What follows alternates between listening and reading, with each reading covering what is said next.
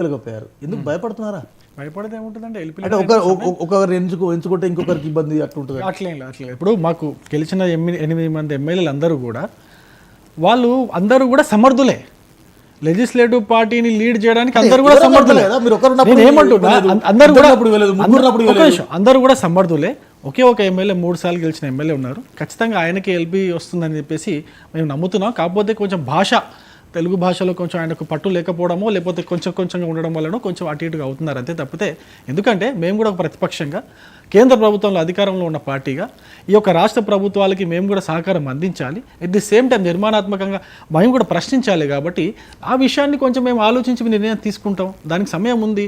మేము కూడా యాక్చువల్గా ఏమనుకున్నాం, ఈ ప్రభుత్వం కుదురుకునేదాకా మొత్తం ఫుల్ క్యాబినెట్ విస్తరణ అయిన తర్వాత వీళ్ళు హామీలు అయితే చెప్పారో వాటి పని స్టార్ట్ చేసిన తర్వాత మేము ప్రశ్నిద్దాం అనుకున్నాం. యాక్చువల్గా వెంటనే ఆరు గ్యారంటీల హామీలు కావచ్చు, మిగతా 400 ఇందాక గోస్లా గారు చెప్పినట్టు 412 హామీలు కావచ్చు, వాటి అమలు కోసం బీజేపీ దగ్గర రూట్ మ్యాప్ ఏంటి?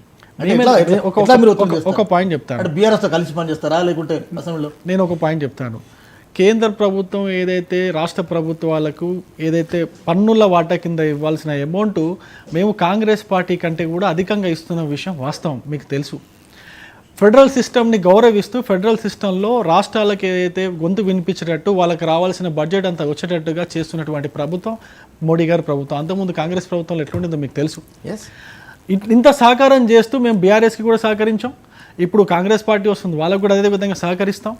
కానీ ఎక్కడైతే కాంగ్రెస్ పార్టీ ఇచ్చినటువంటి ఉచిత హామీలు, అనుచిత హామీలన్నీ కూడా వాళ్ళ సొంత గోల్ చేసుకున్నారంటే సెల్ఫ్ గోల్ చేసుకున్నారేమో అనిపిస్తుంది. అయితే దీంట్లో ఒక విషయాన్ని మనం గమనించాల్సిన విషయం ఏంటంటే కేంద్ర ప్రభుత్వం హెచ్చరిస్తూనే ఉంది.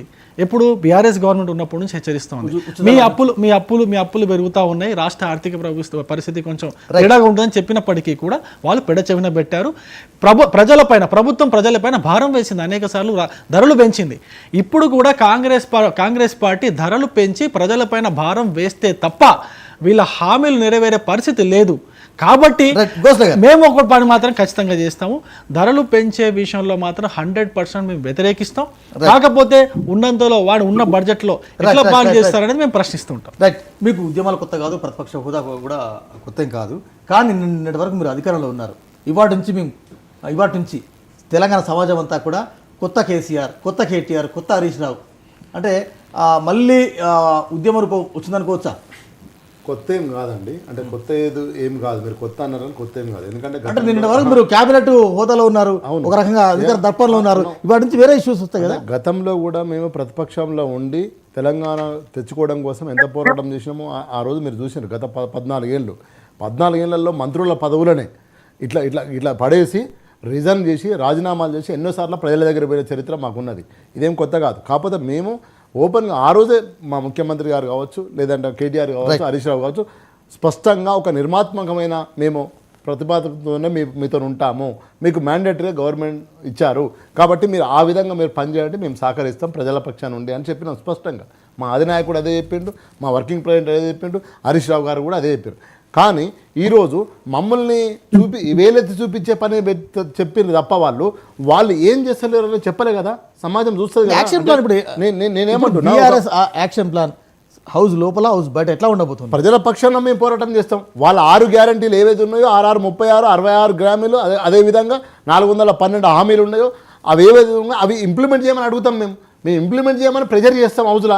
అదేవిధంగా ప్రజల పక్షంలో పోరాటం చేస్తాం. ఇప్పుడు ఒకటి చూడండి, 15,000 ఇస్తానని వాళ్ళే చెప్పారు కదా, ఇంత అబద్ధం ఆడొద్దు కదా. ఆల్రెడీ అదే ఐఏఎస్ ఆఫీసర్లు కదా, అవే నెంబర్లు కదా, గవే అకౌంట్లు ఉన్నాయి కదా. ఇప్పుడు 5,000 గదే వేసారు కదా. మరి ఆ మాత్రం జ్ఞానం లేని వాళ్ళు ఈరోజు 15,000 ఎకరానికి ఎట్లా అని చెప్పినారు? అధికారం కోసం లేని హామీలు ఇచ్చిండ్రు వాళ్ళు. మేము అంటే మా అధినాయకుడు కేసీఆర్ గారు ఆ రోజు చెప్పిండ్రు, మనం అంచెల వారీగా పెంచుకుంటా పోతాం, మేము ముందాలే ఇయ్యమని చెప్పిండు స్పష్టంగా. మేము మేము ప్రజల పక్షాన నేనేమంటున్నా, నేను డెమోక్రటిక్ గా ప్రజాస్వామ్యాన్ని గౌరవిస్తాం, గౌరవంగా మేము వాళ్ళకి అధికారం పోరాటం చేస్తాం. మేము 2014 శాసనసభ, 18 అసెంబ్లీ చూశారు. ఇవాళ 2023 అసెంబ్లీ అనేది చాలా అపోజిషన్ అనేది ప్రతిపక్షం చాలా బలంగా ఉంది.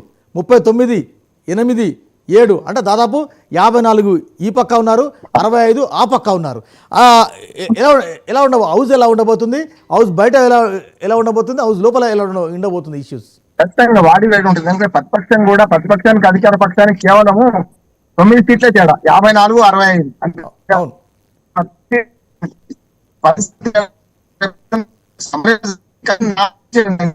దీన్ని ఒకసారి ప్రయత్నం చేయాలి.